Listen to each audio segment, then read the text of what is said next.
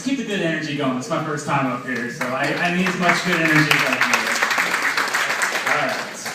Alright. I got 5 minutes, so I'm going to try to get in as many jokes as I can, so if you guys could not laugh at them, that would be great. So, what the fuck did I just say? I'm just joking. I'm just joking. Who out there wants to hear about my sex life? Too bad, I don't have one. No, it's kind of frustrating. I'm kind of on a dry spell right now, and it's really frustrating because I got this friend out there that likes to call me every time he has sex. Like, every time. It's so annoying. He's like, hey man, what's up? I'm like, nothing. He's like, fixing to have sex with this chick. I'm like, that sucks, man. I'm not having sex, that sucks. So what I decided to do for the next couple of months was call him every time I masturbated. And it was real funny for a while, but one time he answered the phone and he was like, hey man, what are you doing? I was like, nothing. Fixing to get busy with Pamela Anderson here. And he's like, dude, why do you call me every time when you're about to masturbate? Why do you call me when I'm watching Cops? And I immediately hung up the phone and then never called him again about masturbating because I don't want him to know that I masturbate during Cops. Because Cops has the same time slot as Real Housewives of Atlanta. Should have stuck with the Cops one. So here's a joke I really don't have a segue for, but women, ladies out there, right there, this one's gone. They say that a way to a man's heart is through his stomach, which I totally disagree with. Men, I think you'll agree with me here. I think the way to a man's heart is letting him finish on your stomach. Thanks. That was the joke that got me kicked off ChristianMingles.com.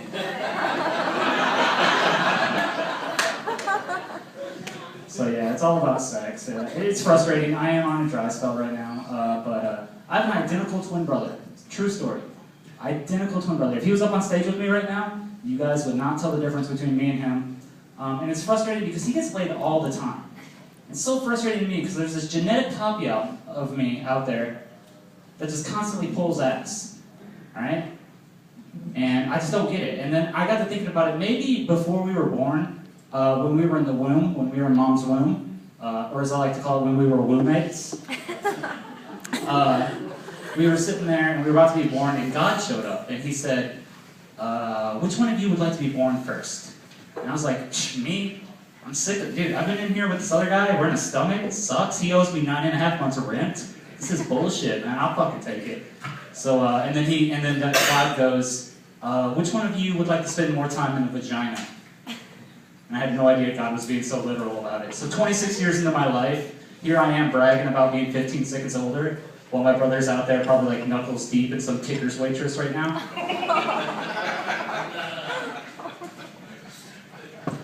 So I was watching Manswers the other day. You guys, anybody watch Manswers out there? Manswers? It's the greatest show ever. In fact, this is one of the topics they had.